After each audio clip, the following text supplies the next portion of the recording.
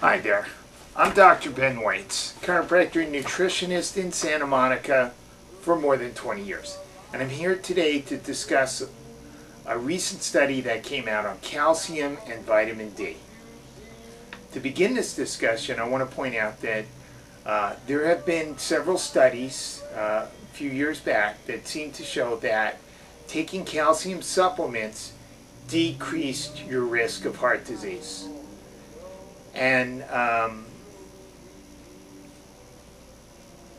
now we have a new study that seems to show that taking calcium supplements and vitamin D increases your risk of heart disease.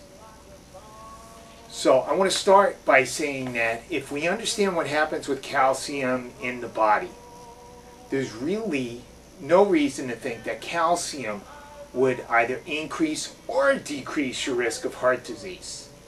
Now, there is this wrong premise, which is that because the plaque in the arteries contains calcium, that if you consume more calcium, that's going to cause your arteries to have more plaque. And that's simply not true. It doesn't work that way. There's complicated reasons for this, but even though we have calcium plaques that can build up in the arteries, taking more calcium or having more calcium in your body is not going to increase the likelihood that you're going to have plaques in your arteries. So the whole premise behind this article makes no sense anyway.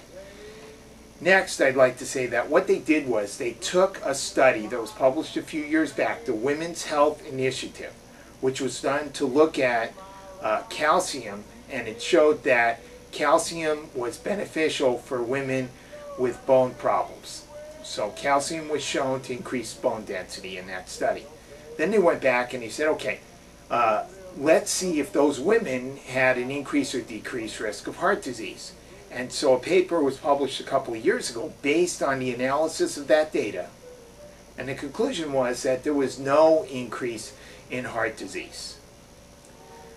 And recently, these researchers went back and looked through the data, and they manipulated and twisted it in such a way that they seem to have gotten a result that they apparently were looking for, which is that when they looked at all the women in the study, some of them were actually taking calcium supplements to begin with. So they said, okay, let's only look at the group that wasn't taking any calcium or vitamin D, and then we added some calcium and vitamin D.